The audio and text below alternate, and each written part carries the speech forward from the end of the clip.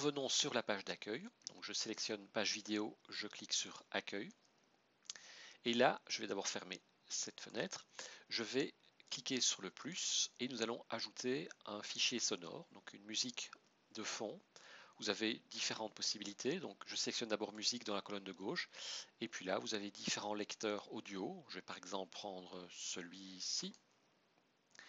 Alors, vous cliquez sur télécharger morceau pour aller chercher votre morceau de musique sur votre clé USB ou sur le disque dur via le dossier Ma musique. Alors moi, je l'ai déjà préalablement téléchargé, donc je clique ici sur le morceau en question. Je clique sur le bouton appliquer et je positionne par exemple ici dans le coin inférieur gauche. Mais je reste bien dans la partie centrale. Pourquoi? Eh bien, je clique sur aperçu. Là, le visiteur, donc la personne qui visite votre site, est obligé de cliquer sur play pour entendre la musique. Je retourne à l'éditeur. Autre possibilité, je sélectionne le player, je clique sur l'engrenage paramètres et là je veux que la lecture se fasse automatique.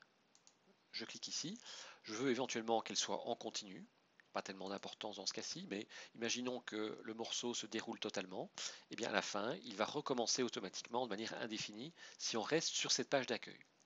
Alors cela donne quoi? Donc si je clique sur aperçu, la musique se lance automatiquement. Je reviens à l'éditeur. Alors, autre possibilité, vous aimeriez que la musique s'ouvre, en tout cas se lance, pas seulement sur la rubrique accueil, mais également sur toutes les rubriques de votre site. Dans ce cas, je sélectionne le lecteur et je le glisse ici vers le bas. Et lorsque le bouton déplacer au pied de page apparaît, eh bien, je clique dessus.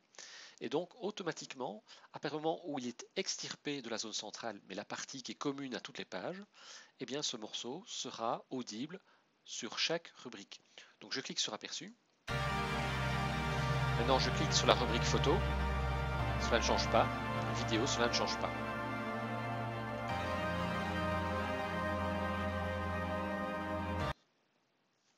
Il existe néanmoins un petit souci. En effet, ce player audio, puisqu'il est affiché dans le pied de page, sera visible et donc audible dans les autres rubriques.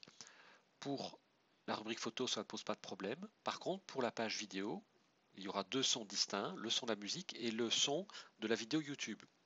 Alors pour éviter ce type de problème, nous pourrions très bien sélectionner le player audio, le placer plutôt à l'intérieur du contenu, non plus dans le pied de page, mais vraiment à l'intérieur du contenu accueil, de le sélectionner, CTRL C, ensuite d'aller dans la page photo, d'effectuer un CTRL V. Alors à noter que vous pouvez changer le design du player audio en cliquant ici sur l'icône design. Vous pouvez encore changer le style global, mais vous pouvez également travailler plus finement en cliquant sur personnaliser le design. Alors là vous avez toute une série de paramètres.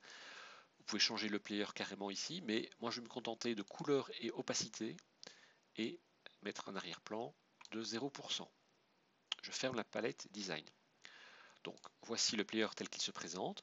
Maintenant, vous pourriez très bien le rendre totalement invisible. Dans ce cas, on va le mettre plutôt en arrière-plan de la galerie photo. Donc je clique, je fais un clic droit, je vais dans Organiser et je clique sur Mettre en arrière-plan. Donc maintenant, le player n'est plus visible. Par contre, si je vais dans Aperçu, je vais entendre la musique. Voilà. Donc je retourne sur l'éditeur.